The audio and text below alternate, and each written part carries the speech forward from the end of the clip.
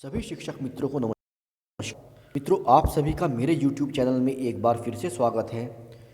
साथियों, आप सभी को अवगत कराना है कि दीक्षा ऐप पर एक नया प्रशिक्षण आया है जिसका नाम है बच्चों की बातचीत, कक्षा का अहम संसाधन। साथियों, अगर आपने अभी तक दीक्षा ऐप को मानव संपदा पोर्टल के साथ मर्ज नहीं किया है तो आप पहले इस काम को करें। पहले आप दीक्षा ऐप को मानव संपदा पोर्टल के साथ मर्ज करें, उसके बाद ही आप ये प्रशिक्षण करें। प्रशिक्षण का नाम है बच्चों की बातचीत, कक्षा का अहम संसाधन। कोर्स को करने की अंतिम तिथि है 12 अक्टूबर 2020। मित्रों, आप सभी यह प्रशिक्षण तय समय के अंदर पूरा कर लें। आप सभी को मालूम है कि दीक्षा पोर्टल मानव संपदा के साथ मर्ज किया जा चुका है। सभी शिक्षकों की इन पासबुक भी बनेगी जिस पर इन प्रशिक्षण के नंबर भी चढ़ाए जाएंगे। साथियों, इस प्रशिक्षण में 5 भाग हैं। मैं इसके पहले 4 भाग की जो बहुविकल्पीय प्रश्न हैं उनके उत्तर आपके सामने लेकर आया हूँ। इसमें कुछ क्योंकि 4 भाग हैं, चारों के प्रश्न उत्तर हैं, तो मैं फटाफट आपको इसके प्रश्न और उनके उत्तर बताने जा रहा हूँ। साथियों, अगर आप मेरे YouTube चैनल पर नए हैं तो प्लीज़ आप मेरा चैनल ज़रूर सब्सक्राइब करें जिससे आपको इसी तरह की अन्य वीडियो मिलती रहें। साथ ही मैंने बेसिक शिक्षा विभाग से संबंधित वीडियो का एक व्हाट्सएप ग्रुप भी बनाया हुआ है जिनको मैं अपने YouTube चैनल पर तो अपलोड करता ही हूँ, साथ ही इन वीडियो को व्हाट्सएप ग्रुप में भी पोस्ट करता हूँ। अगर आप इस व्हाट्सएप ग्रुप में जुड़ना चाहते हैं तो आपको मेरे व्हाट्सएप ग्रुप का लिंक इस वीडियो के डिस्क्रिप्शन बॉक्स में मिल जाएगा। आप वहाँ से लिंक को ओपन करके ग्रुप में जुड़ सकते हैं। तो चलो शुरू करते हैं और देखते हैं कौन कौन से प्रश्न हैं। बच्चों की बातचीत, कक्षा का अहम संसाधन, भाग 1, बच्चों की बातचीत के लाभ। आपके अनुसार प्रभात सर द्वारा पूछे गए अधिकतर सवाल किस तरह के हैं? आप एक से अधिक विकल्प भी चुन सकते हैं। आगे बढ़ने के लिए सबमिट बटन दबाएं। पहला, हाँ ना वाले। दूसरा, स्थिति पर विचार देने वाले। तीसरा, छिपे हुए कारण को खोजने वाले। चौथा, एक शब्द पंक्ति में उत्तर देने वाले। नंबर 5, घटना का विवरण देने वाले। नंबर 6, विभिन्न पहलुओं को सोचने वाले। और नंबर 7, तुलना करने वाले। नंबर 8, जानकारी को दोहराने वाले। तो इसका सही जवाब है विकल्प नंबर 1 और विकल्प नंबर 4। सबमिट करके आगे बढ़ेंगे। अगला प्रश्न, आपके अनुसार इस तरह के प्रश्नों से बच्चों में किस तरह के कौशल का विकास हो सकता है? आप एक से अधिक विकल्प भी चुन सकते हैं। आगे बढ़ने के लिए सबमिट बटन दबाएं। नंबर 1, खुद को अभिव्यक्त कर पाना। नंबर 2, पाठ के बारे में गहराई से सोचना।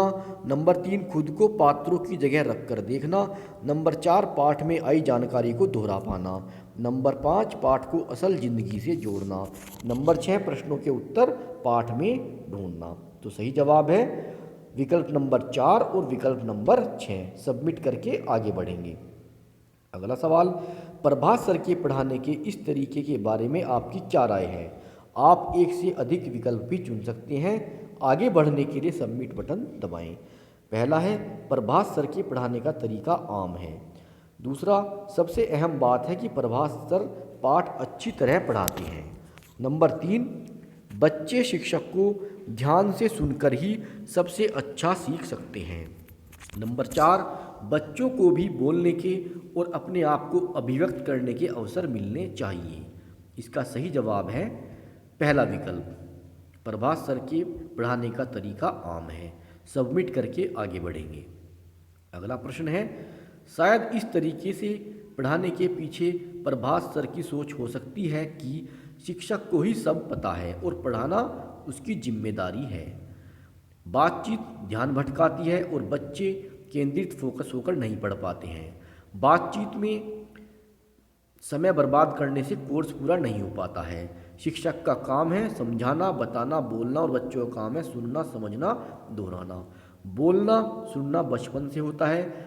ये कक्षा में सिर्फ ज़रूरत पर ही शामिल होने चाहिए। इसका है, इसमें 4 विकल्प है। पूरी तरह सहमत हूँ, काफ़ी हद तक सहमत हूँ, थोड़ा हाँ और थोड़ा ना, बिल्कुल भी सहमत नहीं हूँ। तो इसका सही जवाब है नंबर 4, बिल्कुल भी सहमत नहीं हूँ। सबमिट करके आगे बढ़ेंगे।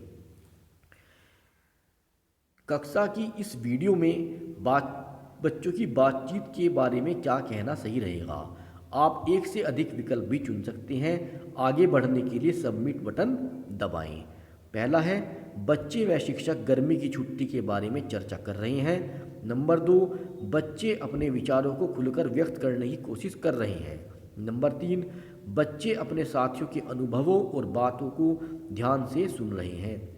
नंबर 4, शिक्षक पढ़ाए गए किसी विषय का वर्णन कर रहे हैं। नंबर 5, बच्चे पहले पढ़े गए किसी पाठ को दोहरा रहे हैं। तो इसका सही जवाब है विकल्प नंबर 2 और विकल्प नंबर 3। अगला सवाल, सोचिए और चुनिए। बच्चे कब खुश और विश्वास से भरा महसूस करते हैं? आप एक से अधिक विकल्प भी चुन सकते हैं। आगे बढ़ने के लिए सबमिट बटन दबाएं। पहला, जब उन्हें खुलकर बोलने और अभिव्यक्त करने का मौका मिलता है। नंबर 2, उन्हें आसपास बड़ों से सवाल या संदेह पूछने में डर नहीं लगता है। नंबर 3, उनके विचारों को सराहा जाता है और अहमियत दी जाती है। नंबर 4, जहां बच्चों को अपने साथी दोस्तों से चर्चा करने का मौका मिलता है। तो इसका सही जवाब है पहला, दूसरा, तीसरा, चौथा। इसके चारों विकल्प सही हैं। सबमिट करके आगे बढ़ जाएंगे। सही शब्द को चित्र के साथ जोड़ने की कोशिश कीजिए। ये जापानी भाषा के कुछ शब्द हैं और ये चित्र बने हुए हैं, इनको जोड़ना है। ये तो भाषा हमको भी नहीं आती, लेकिन फिर भी हमने इनको कोशिश किया है जोड़ने के लिए। इस तरह से आप इसको इस तरह से ड्रैग करके जोड़ देंगे और इसको सबमिट कर देंगे। इस तरह से पढ़ाने में क्या फ़ायदा है? आप एक से अधिक विकल्प चुन सकते हैं। आगे बढ़ने के लिए सबमिट बटन दबाएं। नंबर 1, बच्चों को कविता गाने में मज़ा आ रहा है। बच्चे मौखिक और लिखित शब्द के बीच जुड़ाव देख पा रहे हैं। सभी बच्चे सक्रिय रूप से भाग ले रहे हैं। नंबर 4, बच्चों को अपने खुद के शब्द साझा करने का भी मौका मिल रहा है। इसका सही जवाब है विकल्प नंबर 1, विकल्प नंबर 2, विकल्प नंबर 3 और विकल्प नंबर 4। इसके चारों जवाब सही हैं। तो इसे सबमिट करके आगे बढ़ जाएंगे। पहला भाग खत्म, अब दूसरा भाग शुरू। बच्चों की बातचीत कक्षा का अहम संसाधन, शिक्षक की बातों की प्रकृति और भूमिका। इसमें कुछ कम प्रश्न हैं। इसका पहला सवाल है, बच्चों द्वारा की गई बातचीत के बारे में क्या कहना सही रहेगा? नीचे दिए गए विकल्पों में से सही विकल्प चुनिए। आगे बढ़ने के लिए सबमिट बटन दबाएं। पहला है, बच्चे अधिकतर प्रश्नों का उत्तर देने के लिए ही बोल रहे थे। दूसरा, बच्चे तितली के बारे में आंखों देखे अनुभव साझा कर रहे थे। तीसरा, बच्चे 1 या 2 शब्दों में ही जवाब दे रहे थे। नंबर 4, बच्चे पढ़े गए पाठ को पाठ याद करके ही जवाब दे रहे थे। तो इसका सही जवाब है विकल्प नंबर 1, विकल्प नंबर 3 और विकल्प नंबर 4। सबमिट करके आगे बढ़ जाएंगे। आपकी स्क्रीन पर कुछ प्रश्न दिए जा रहे हैं। प्रश्नों को सही तालिका में ड्रैग करके सबमिट बटन दबाएं। क्या राजू को अपने दोस्त का सामान बिना पूछे लेना चाहिए था? शेर गुफा में क्यों रहता होगा? हाथी खाने में क्या क्या खाता है? शेर कहाँ रहता है? अगर तुम राजू की जगह होती तो क्या करते? क्या तुम मुझे जीवित और अजीवित वस्तु के बीच का अंतर उदाहरण के साथ समझा सकते हो? याद करने वाले प्रश्न कौन से हैं इनमें, और सोचकर बताने वाले प्रश्न कौन से हैं? यहाँ पर इनको फिट करना है। तो ये इस तरह से कर देंगे। जो याद करने वाले प्रश्न में हैं, शेर कहाँ रहता है, क्या रामू को अपने दोस्त का सामान बिना पूछे लेना चाहिए था, हाथी खाने में क्या क्या खाता है, ये याद करने वाले प्रश्न हैं। और सोचकर बताने वाले प्रश्न ये हैं कि शेर गुफा में क्यों रहता होगा, अगर तुम राजू की जगह होते तो क्या करते, क्या तुम मुझे जीवित और अजीवित वस्तु के बीच का अंतर उदाहरण के साथ समझा सकते हो, ये सोचकर बताने वाले प्रश्न हैं। सबमिट कर देंगे। अगला सवाल, बच्चों से पूछे जाने वाले सवाल ऐसे होने चाहिए जो बच्चों को, इसकी विकल्प है 5। आप एक से अधिक विकल्प चुन सकते हैं। आगे बढ़ने के लिए सबमिट बटन दबाएं। नंबर 1, विषय पर ज़्यादा सोचने और समझने के लिए प्रेरित करें। सीधा साधा रटी गई जानकारी को बताने को कहें। नंबर 3, चुनौती प्रदान करें ताकि वह उस पर चिंतन कर सकें। नंबर 4, खुद के उत्तर खोजने के लिए प्रेरित करें। नंबर 5, आसान लगे और उन्हें ज़्यादा ना सोचना पड़े। तो इसका सही जवाब है विकल्प नंबर 1, विकल्प नंबर 3 और विकल्प नंबर 4। भाग नंबर 2 भी संपूर्ण हो गया है। अब भाग नंबर 3, बच्चों की बातें। कक्षा में बच्चों द्वारा की गई बातचीत के बारे में क्या कहना सही रहेगा? शिक्षक ने किस तरह उनकी बातचीत और अभिव्यक्ति को प्रोत्साहन दिया? आप एक से अधिक विकल्प चुन सकते हैं। आगे बढ़ने के लिए सबमिट बटन दबाएं। पहला विकल्प, बच्चों को चित्र के लिए खुद की कहानी या विचार प्रस्तुत करने का मौका दिया गया। दूसरा, जोड़ों में हर बच्चे को अपनी बात साझा करने का मौका और समय मिल पाया। नंबर 3, शिक्षक ने बच्चों की बातों को ध्यान से सुना। नंबर 4, बच्चों को अपनी साथी की कहानी साझा करने को कहा गया। इसका सही जवाब है पहला विकल्प, दूसरा, तीसरा, चौथा, इसके चारों ही विकल्प सही हैं। इसको सबमिट कर देंगे और आगे बढ़ जाएंगे। बच्चों की इस तरह की बातचीत को शामिल करने के बारे में आपके क्या विचार हैं? आप एक से अधिक विकल्प चुन सकते हैं। आगे बढ़ने के लिए सबमिट बटन दबाएं।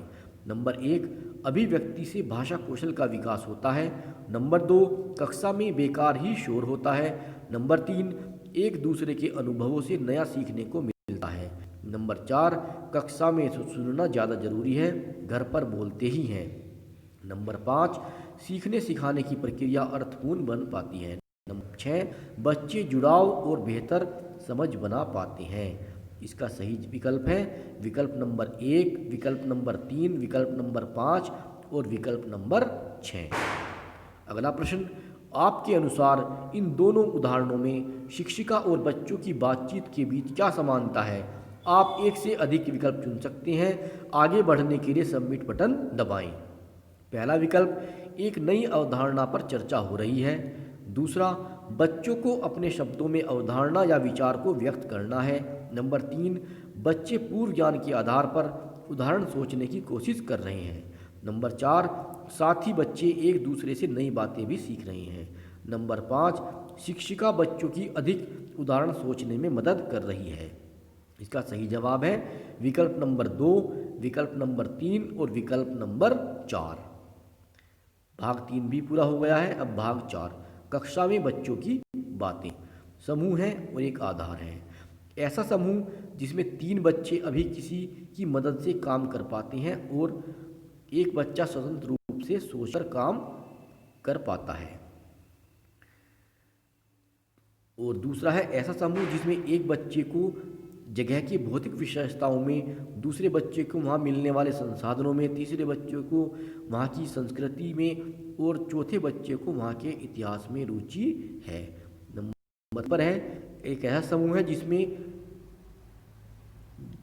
जिसमें एक समूह नए शब्दों के अर्थ ढूंढ रहा है और दूसरा समूह नए वाक्य बना रहा है और तीसरा समूह प्रश्नों के उत्तर ढूंढ रहा है। ऐसे समूह जिनको बनाने के लिए कक्षा में बच्चों को बुलाया गया और पास खड़े किन्हीं भी 4 बच्चों का एक समूह बना दिया गया। आधार क्या है? खास काम पर आधारित समूह, विभिन्न क्षमताओं पर आधारित समूह, अनियमित या बिना किसी नियम के सोचे बना समूह, मिश्रित रुचि पर आधारित समूह। तो ये जो समूह है और आधार है, इन्हें ये जो आधार है इनको ड्रैग करके आपको सही समूह में फिट करना है। तो आप इस तरह से इनको फिट कर देंगे। पहले में आ जाएगा मिश्रित क्षमताओं पर आधारित समूह, दूसरे में आ जाएगा मिश्रित रुचि पर आधारित समूह और तीसरे में खास काम पर आधारित समूह और नंबर 4 पर आ जाएगा अनियमित या बिना किसी नियम के सोचे बना समूह। इसको सबमिट कर देंगे। अगला प्रश्न, आपके अनुसार इस तरह के प्रश्न बच्चों के साथ किस तरह की बातचीत करने में मदद करते हैं? किसी एक विकल्प को चुनिए और सबमिट बटन दबाएं। तो इसका सही जवाब है अपने निजी अनुभव साझा करने में। इसको सबमिट कर देंगे। अगला प्रश्न, इस पाठ के शुरुआत में दिए गए बिफोर यू रीड भाग का क्या उद्देश्य है? आप एक से अधिक विकल्प चुन सकते हैं। विकल्प चुनने के बाद सबमिट बटन दबाएं। पहला विकल्प, बच्चों को अपनी कल्पना और सोच को साझा करने का मौका देना। दूसरा, प्रश्नों के माध्यम से पाठ के विषय पर बच्चों को चर्चा करने का अवसर देना। तीसरा, कहानी के संदर्भ से पहचान कराना और चौथा, पाठ में बच्चों की रुचि जगाना। इसका चारों विकल्प इसके सही हैं, तो चारों पर निशान लगाएंगे और सबमिट कर देंगे। अगला, कक्षा में छोटे समूहों पर इन प्रश्नों पर चर्चा कराने से क्या लाभ होगा? आप एक से ज़्यादा विकल्प चुन सकते हैं। आगे बढ़ने के लिए सबमिट बटन दबाएं। बच्चे संक्षेप करना, श्रेणी बनाना, मौजूदा जानकारी को बढ़ाना सीख पाएंगे। दूसरा, एक दूसरे से नई चीज़ें सीखने का अवसर मिलेगा। तीसरा, शिक्षक को समझाने का काम नहीं करना पड़ेगा। और नंबर 4, बच्चों को अपने अनुभव और ज्ञान साझा करने का मौका मिलेगा। नंबर 5, शिक्षक को आराम करने का समय मिल पाएगा। इसका सही जवाब है विकल्प नंबर 1, विकल्प नंबर 2 और विकल्प नंबर 4। इसको सबमिट कर देंगे। अगला प्रश्न, आपके अनुसार इस तरह की बातचीत से बच्चों को क्या मदद मिलती होगी? आप एक से अधिक विकल्प चुन सकते हैं। आगे बढ़ने के लिए सबमिट बटन दबाएं। पहला है अपने विचार सबके साथ एक व्यवस्थित तरीके से साझा करना। नंबर 2, विषय को लेकर सबको अपने विचारों से सहमत करा पाना। नंबर 3, विषय पर एक गहरी समझ बना पाना। नंबर 4, अपने संदेहों, शंकाओं, विचारों को बिना झिझक दबाव के टटोल पाना। नंबर 5, बिना सोचे और ज़्यादा मेहनत किए आसानी से लेख लिख पाना।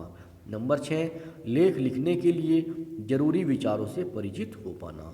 इसका सही जवाब है विकल्प नंबर 1, विकल्प नंबर 3, विकल्प नंबर 4 और विकल्प नंबर 6। इसको सबमिट कर देंगे। तो मित्रों, ये थे भाग 1 से लेकर भाग 4 तक के प्रश्नों के उत्तर।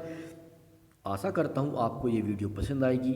अगर आपको ये वीडियो पसंद आई है, उपयोगी लगी है, तो प्लीज़ आप मेरे चैनल को ज़रूर सब्सक्राइब करें, जिससे आपको इसी तरह की वीडियो मिलती रहें। साथ ही इस तरह की वीडियो को आप अपने जो हमारे टीचर्स के व्हाट्सएप ग्रुप होते हैं उनमें भी अवश्य शेयर करें, ताकि ज़्यादा से ज़्यादा लोगों तक वीडियो पहुँचे और वो इससे लाभान्वित हो सकें। मिलते हैं मित्रों आपसे बहुत जल्द अगली वीडियो में। तब तक के लिए नमस्कार।